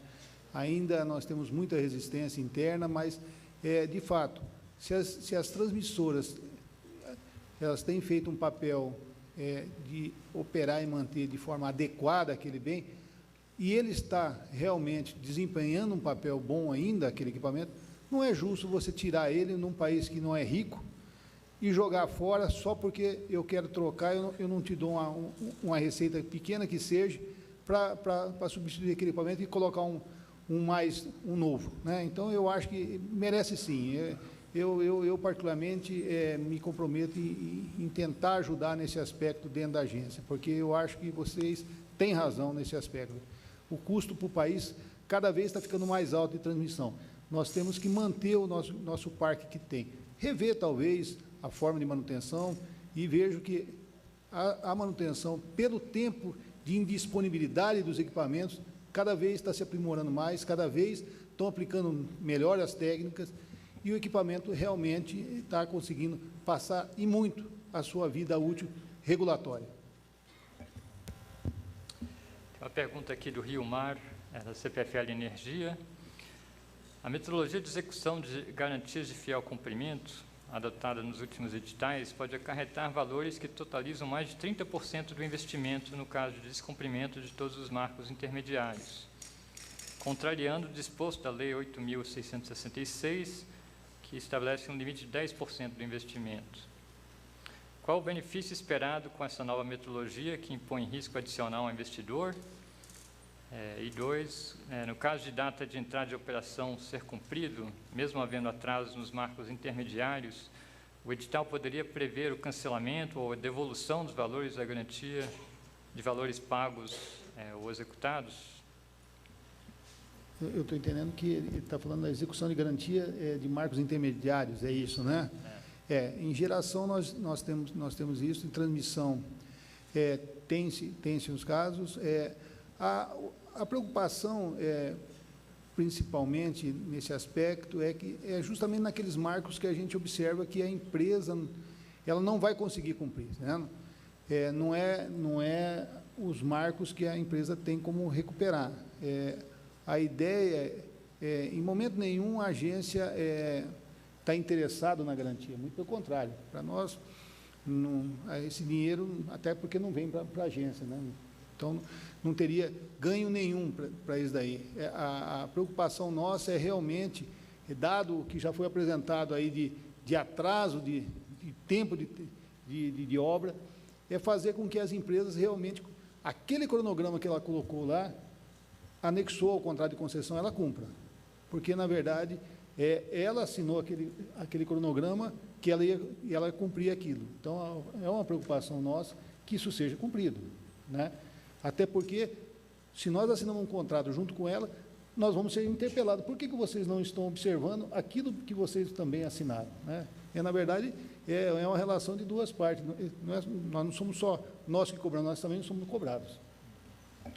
Essa questão do... Eu só ouvi a pergunta, lembrei de normalmente, em alguns contratos de contratação de obra, etc. e tal, você muitas vezes já via situações em que você tinha lá marcos intermediários que previam multas, mas que se atingisse o marco final, essas multas elas seriam... inclusive, eu acho que você executava as multas e, ao final, você devolvia. Já vi contratos com esse dispositivo, né? Mas, de qualquer forma, o que eu acho que é importante... as garantias no processo de licitatório, tanto a de oferta quanto a de performance, elas são fundamentais para você justamente garantir que os participantes dos leilões honrem os compromissos. Acho que é uma forma de filtrar, né? Inclusive, quem participa. Você tem as seguradoras, elas mesmas fazem um filtro de quem é que está participando. Quer dizer, eu posso dar uma garantia, se ele vai adimplir, vai performar. Então, acho que a garantia... claro, eu estou comentando aqui só porque eu lembrei desse exemplo. Na pergunta, você tem duas questões. Uma questão que é o limite legal. Particularmente, não lembro, não sei, isso teria que ser observado. Não me lembro de ter uma distorção nesse padrão, enfim. A outra questão é, realmente, quer dizer, o concessionário ele atrasa um marco ou dois, mas ele atinge a meta. Talvez isso... a finalidade final, que era entregar a obra na data tal, foi cumprida, né? Mas também desconheço algum caso em que a ANEEL tenha executado garantia no caso do empreendedor entregar a obra. Na verdade, e as execuções que nós fizemos, nós não conseguimos receber, o que é pior ainda, né? Não consegue. Infelizmente, o modelo é muito complicado, né? Nós não, se a gente vivesse de execução de garantia, acho que nós já tínhamos fechado as portas há muito tempo. Porque não conseguimos, aliás, nós não conseguimos nenhuma executar até hoje. Já foi mandado para execução, mas receber, na verdade, o dinheiro... Era isso que eu ia comentar. No fundo, experiência de várias outras áreas, de outros setores, é isso. A garantia, o nome não faz jus ao papel que é apresentado, né? Mas, sem dúvida nenhuma, dado que, como foi falado em painéis anteriores, se mencionou a 8666 como limite de garantia, mas a 8666 também fala de análise da viabilidade das propostas, né? E se falou, bom, seria viável a gente fazer isso no setor elétrico, receber uma proposta do empreendedor e analisar se ela é viável à luz do próprio licitante, né? Ele tem financiamento ou não tem? De fato, há uma complexidade nisso, mas, sem dúvida, ficar só com capital social ou patrimônio líquido não é uma boa garantia, a garantia em si é fundamental, fora as qualificações técnicas, né? Inclusive, tem uma proposta da BIDIB, se eu não me engano, de que a ANEEL passa a exigir cartas de fiança ou títulos de uma facilidade de execução, mas existe uma previsão legal, né? A própria lei, ela prevê o seguro de garantia, né? Então, a lei que cria dificuldade. Na verdade, é bem isso, né? A lei, ela não permite que a gente restrinja os tipos de garantia que possam ser ofertados. Senão, a gente ia querer depósito bancário, que seria, com certeza, não teríamos problema, né? Mas nós não podemos fazer isso. Temos aqui uma pergunta específica para o Daniel, do Gabriel Dorley, da SCT da ANEEL. O TCU continuará determinando à ANEEL a redução do RAP-teto ou permitirá que, dentro de sua competência e discricionariedade, a ANEEL estabeleça RAP-teto tendo em condições as particularidades de cada lote, tais como a dificuldade de licenciamento, dificuldade de construção e, sobretudo, os custos de não ter as instalações necessárias para prestar o serviço essencial à sociedade. Excelente. É o nome da pessoa? Qual é? Gabriel Dória. Gabriel. Excelente questão, Gabriel. Isso é importante, até agradeço a oportunidade de poder tratar desse assunto. A ANEEL é quem define RAP, a ANEEL é quem define o WOC, a ANEEL é quem faz os estudos, né? Se o TCU não existir, tudo isso vai continuar sendo feito, né?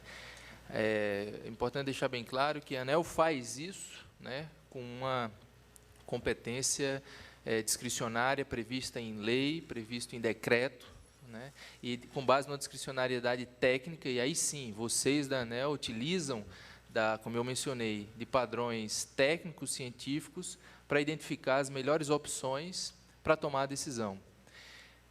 Com certeza, há áreas de conhecimento que vocês utilizam para fazer essas precificações e que trazem opções igualmente válidas perante a ciência, e não vai ser o TCU que vai dizer qual utilizar. Se há duas opções em que a ciência, seja de engenharia, economia, estatística, o que quer que seja, diz que essas duas opções são igualmente válidas para o presente caso, aí está a discricionariedade técnica, trazendo elementos de fato para mostrar e motivando para mostrar por que se adotou aquela opção que a ciência traz de opção, ou a lei. O que o TCU faz é simplesmente verificar, primeiro, se tinha a opção na lei, no decreto, no regulamento e na ciência, e se a ANEEL, ao utilizar uma opção, se ela fundamentou e apresentou as justificativas por que utilizou aquela opção e nem outra, e não outra, né? Isso é o que o TCU faz. E, ao identificar qualquer erro, inconsistência teórico, técnica ou legal ou normativa, a gente, sim, determina não utilizar outra opção, mas não utilizar a que foi adotada. Essa é uma limitação da nossa atuação, mas nós não fazemos e não refazemos o trabalho da ANEEL. E, nesse sentido, é importante deixar bem claro que toda a nossa atuação ao longo dos leilões tem sido realizada de uma forma bastante aberta, transparente, com os diretores, com a equipe técnica, os superintendentes. O Ivo está aqui, sabe que a gente temos excelente contato, conseguimos conversar, trocar ideias, e na divergência ainda manter esse diálogo que é fundamental. Mas esse é o nosso entendimento no tribunal.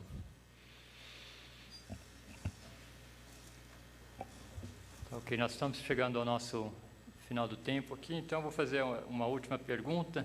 Temos mais algumas perguntas que foram recebidas, a gente encaminha, não sei bem como a gente encaminha, mas vão ficar registrados.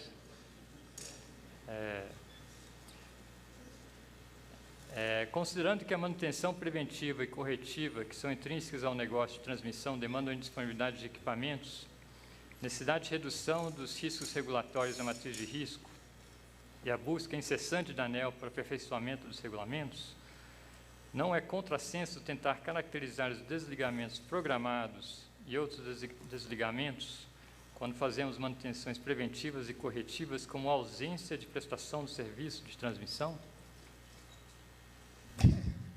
Não, de fato não está prestando serviço, então eu não posso dizer que está prestando serviço. De fato, aquela instalação foi desligada. Então, ela não está prestando, a menos que você tenha uma reserva e coloque ela em operação, aí você não deixou de prestar o serviço.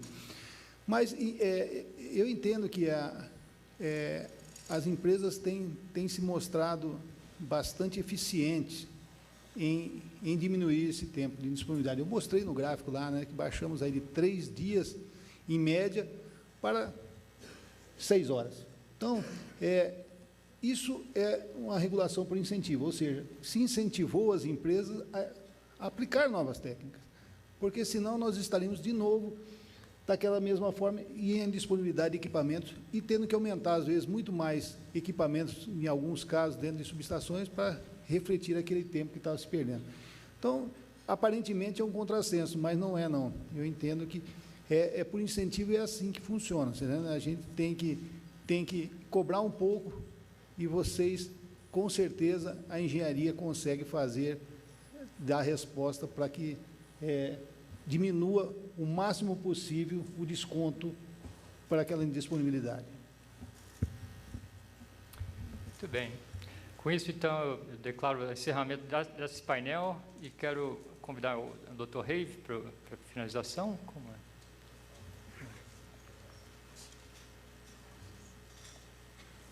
Estamos pontualmente às 18 horas, aqui, 18h02. Muito obrigado, então, a todos os painelistas. Vamos dar uma salva de palmas.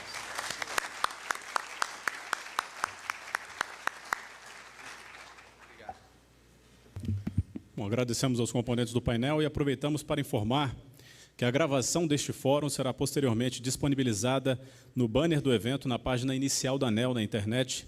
O endereço é www.anel.gov.br. Solicitamos também que não esqueçam de entregar o questionário de avaliação do evento, é de suma importância para a nossa equipe organizadora. Em seguida, teremos a mesa de encerramento do fórum.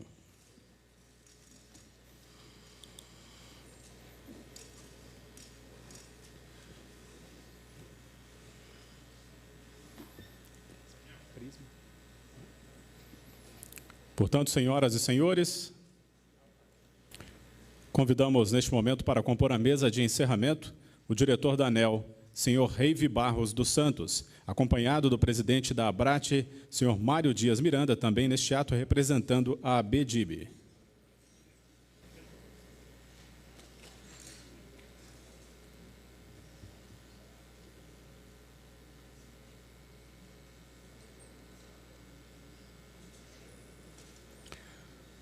Fará uso da palavra o senhor Mário Dias Miranda.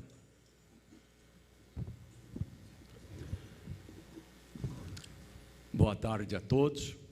Cumprimento todos os diretores da ANEEL, em especial o diretor Reive, por ter nos proporcionado este encontro conjuntamente com o Instituto Ascende Brasil, na figura do Cláudio Salles, em que ambos, com a sensibilidade, nos proporcionaram um dia em que nós pudemos debater todos os diagnósticos afetos ao segmento de transmissão.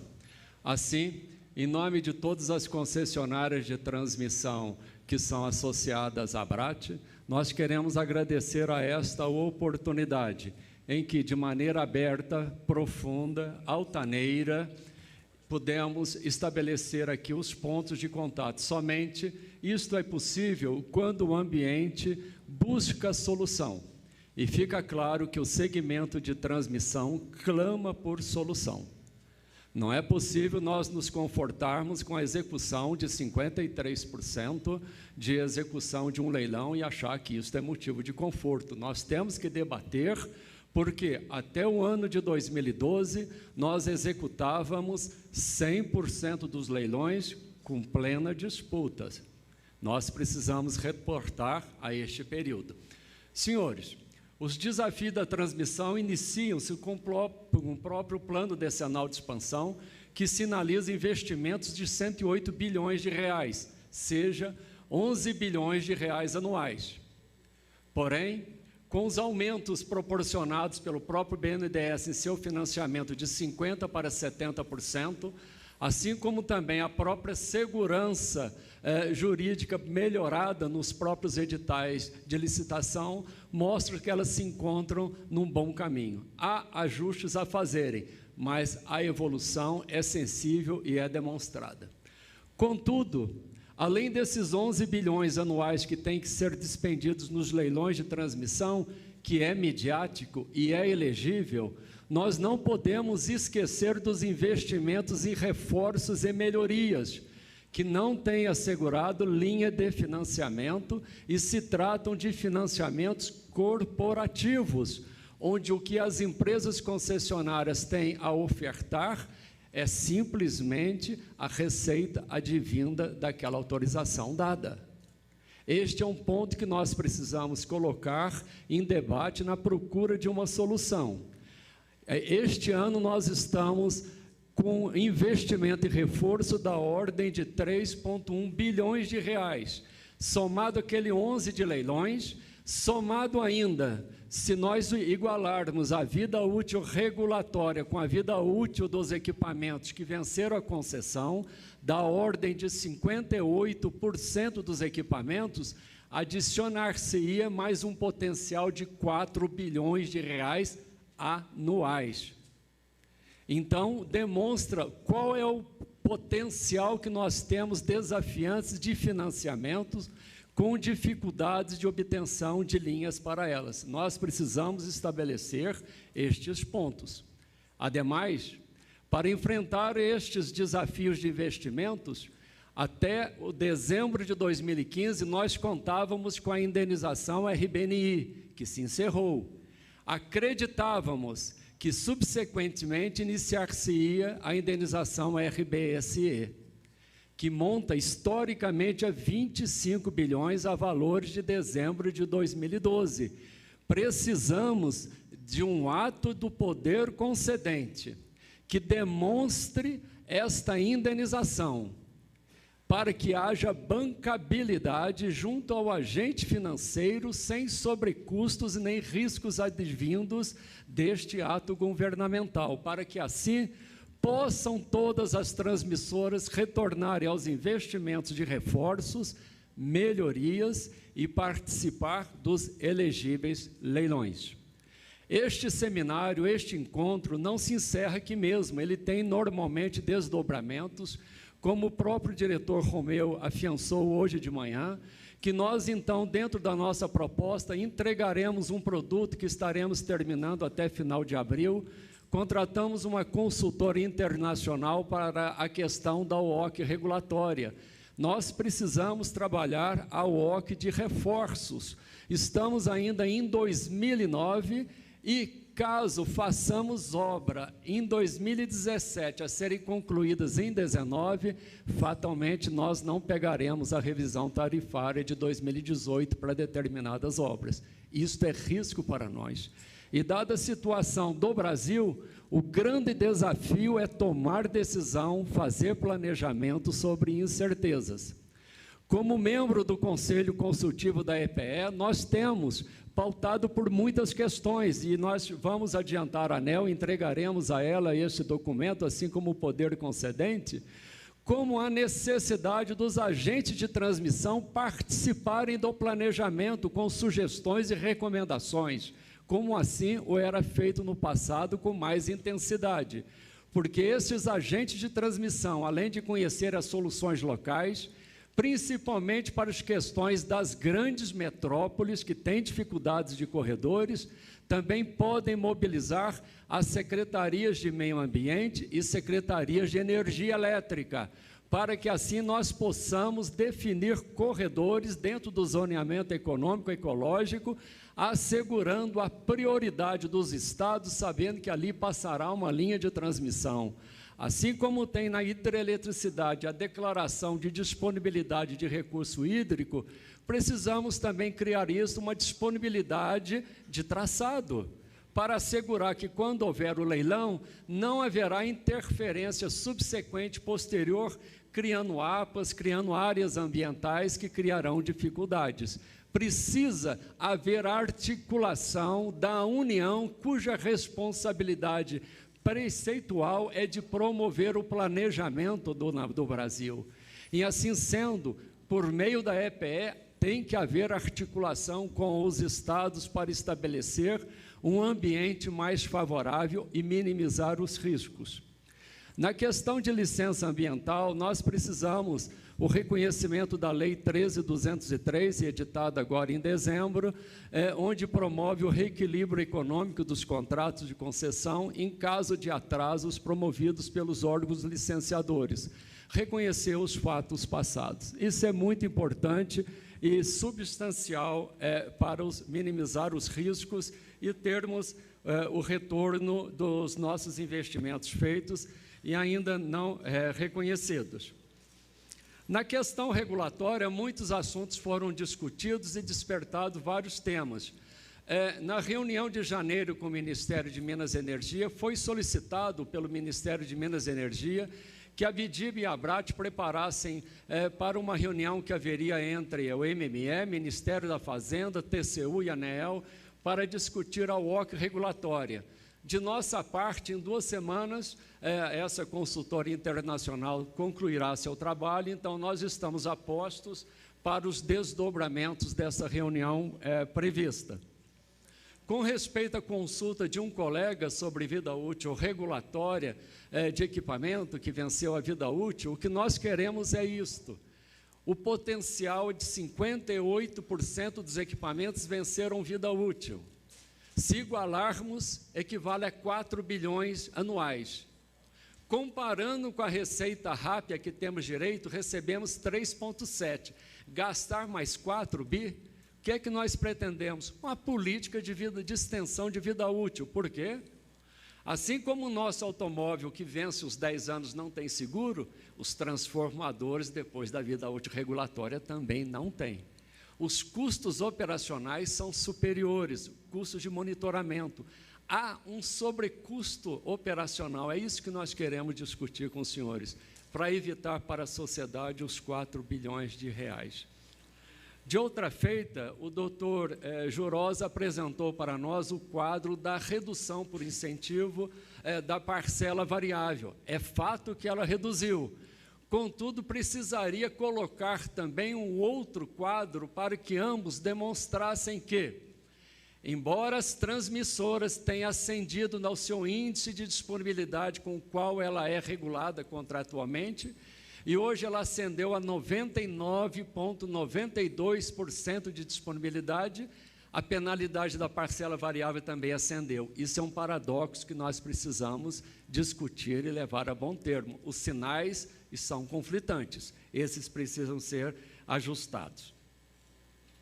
De outra maneira, a ANEEL falou de bom tom, o trabalho de revisão do banco de preço, da UOC de reforço, é o que nós queremos, pretendemos, porque os custos administrativos para reforço para nós não atingem absolutamente os valores e os prazos também são muito delongados para uma revisão tarifária quadrianual e nós não temos condição de suportar os custos financeiros aguardando uma revisão tarifária, principalmente devido à não indenização a que nós temos direito e ainda não recebemos.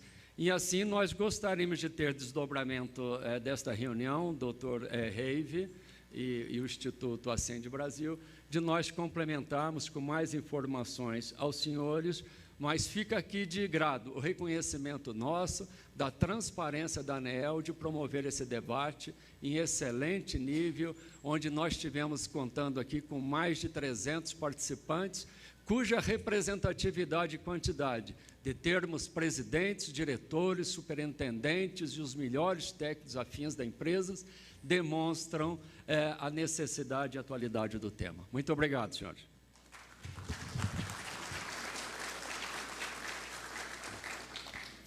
Bom, também compõe essa mesa o coordenador executivo da Associação Brasileira da Infraestrutura e Indústrias de Base, a ABDIB, senhor Edson dos Anjos Carneiro, que neste momento fará uso da palavra.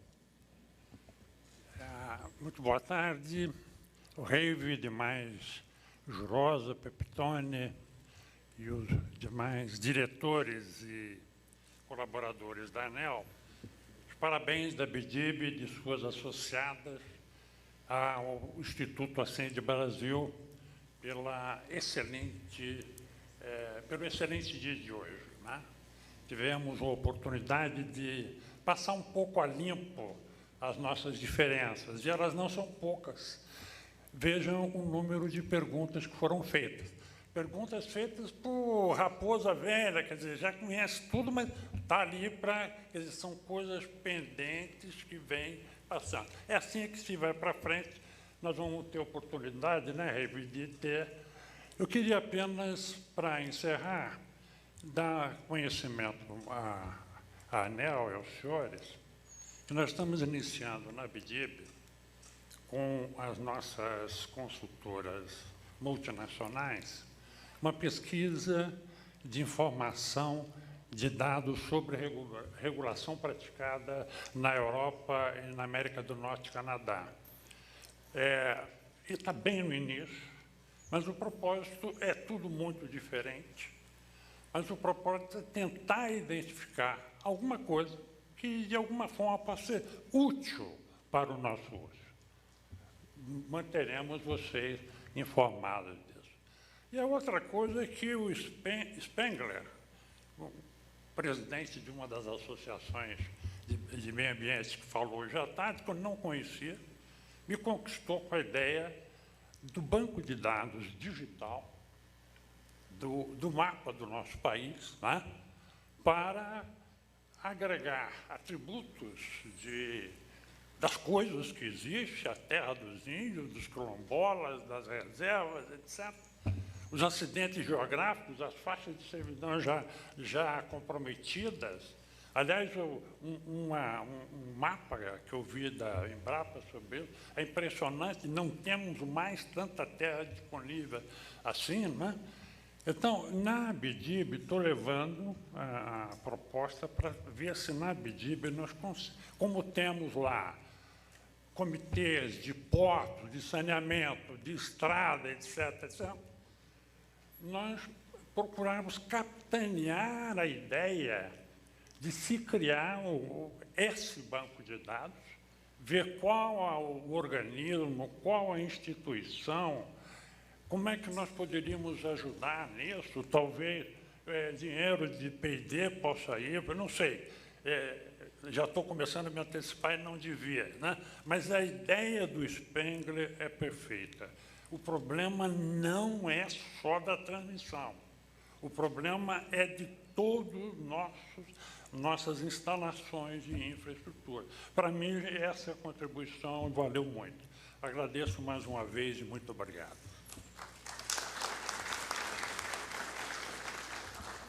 Com a palavra, o diretor da ANEEL, senhor Reive Barros dos Santos.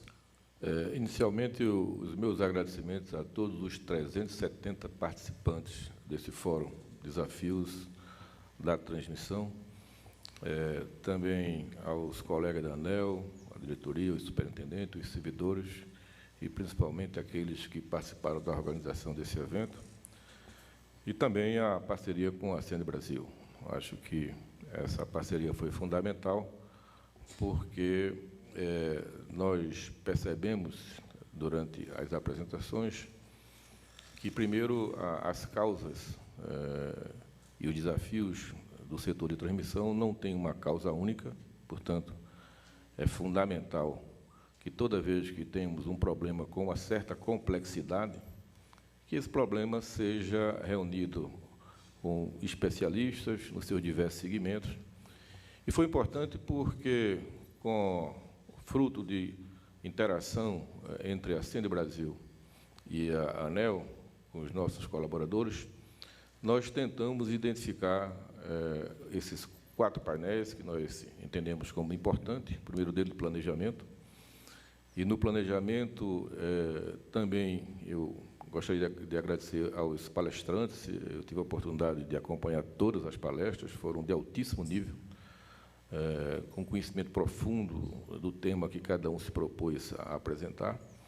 Mas nós tivemos painel de planejamento, onde, aí, nessa oportunidade, o órgão planejador, a EP, teve a oportunidade de mostrar, né, a estratégia adotada pela EP no planejamento do setor, notadamente nas questões da transmissão.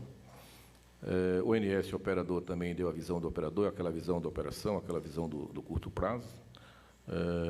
Nós também tivemos a oportunidade de mostrar a causa fundamental, isso na visão do regulador, né, o que está levando a esse atraso, e identificando questões que nós entendemos fundamentais, que possam depois ser desdobradas e, consequentemente, uma vez um diagnóstico correto, a chance de solução é grande, porque, a partir do diagnóstico, a gente encontra alternativas de solução.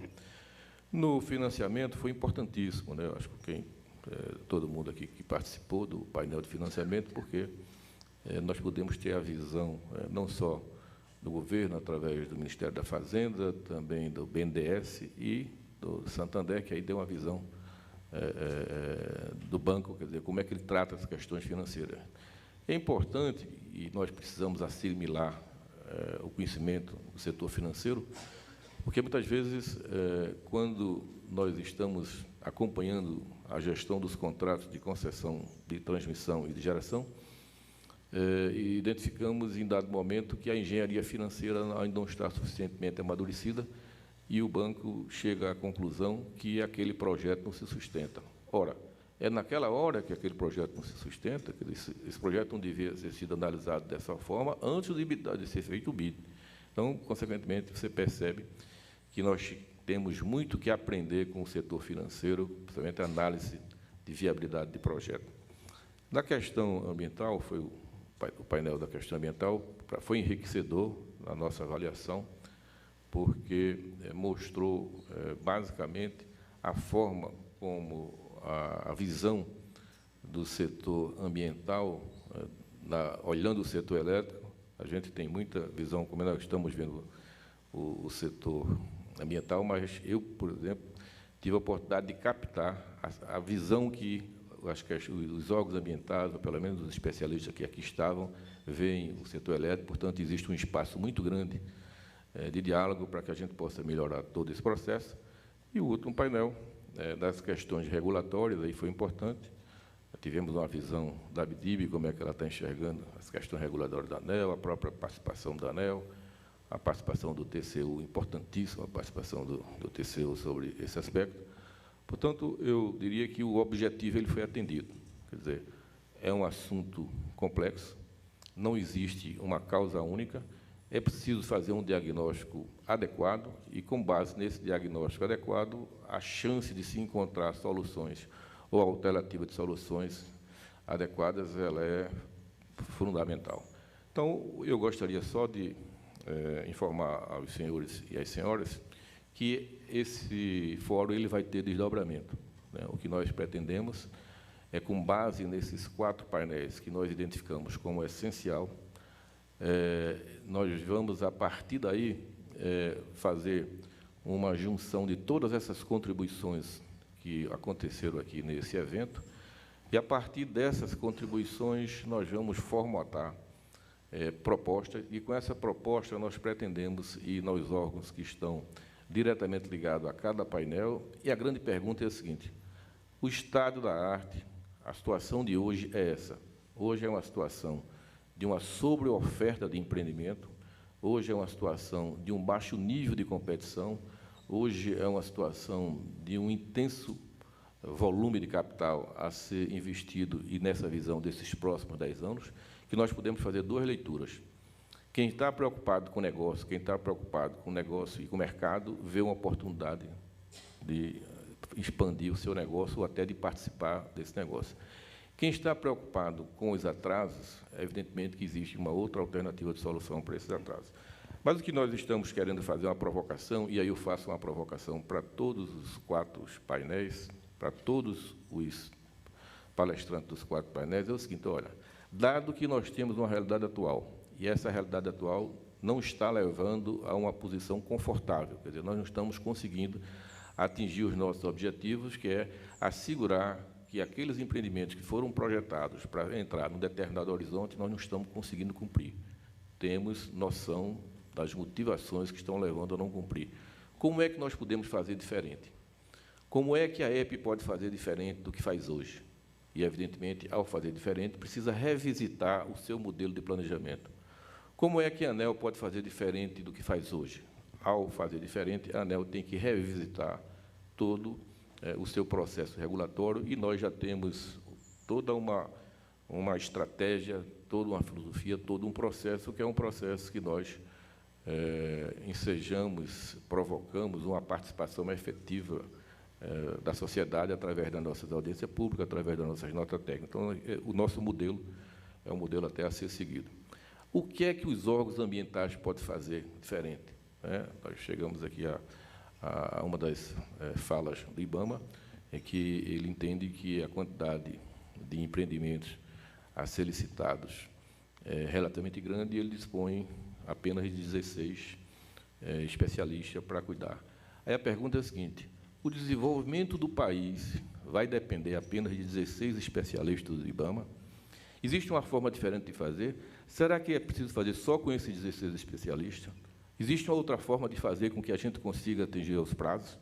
Essa forma de fazer é uma forma no sentido de a gente automatizar, informatizar, definir claramente os padrões para que as informações cheguem. Mas, mesmo que essas informações cheguem totalmente estruturadas e padronizadas, mas se, por acaso, esse volume de empreendimentos que tem, chegando todos ao mesmo tempo, certamente os 16 especialistas serão insuficientes para atender esse grande desafio.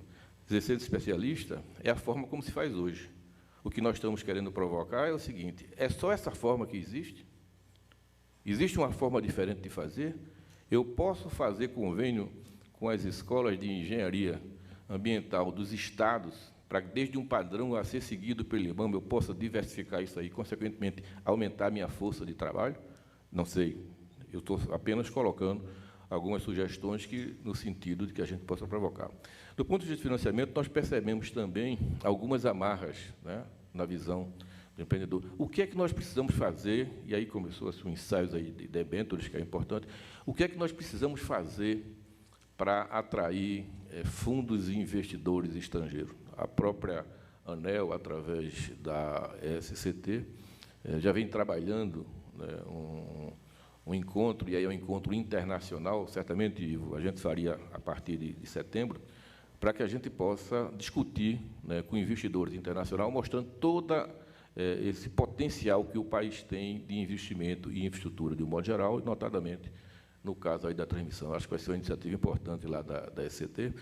Da questão regulatória, o que é que nós podemos fazer? Portanto, o grande síntese que eu poderia fazer é o seguinte: o problema existe, nós estamos tratando com um segmento de transmissão que, do ponto de vista econômico-financeiro, tem uma saúde econômica-financeira que garante recebíveis, portanto, é fundamental que se invista e, ao se investir, terá o seu retorno assegurado, mas a gente entende que existe espaço de melhorias em todo esse segmento. Então, o desdobramento disso aqui é no sentido de, uma vez feito o diagnóstico, uma vez identificados os problemas, nós pretendemos, nesses 4 segmentos, provocar os órgãos envolvidos, poder concedente, ANEEL, Ministério do Meio Ambiente, IBAMA, etc., financiamento, e também nas questões regulatórias, para que a gente encontre uma saída para o segmento de transmissão. Portanto, eu concluiria agradecendo a todos os 370 participantes, e, em especial, agradecendo a essas heroínas e esses heróis que conseguiram ficar até esse momento aqui. Então, a todos vocês pela atenção, meu muito obrigado.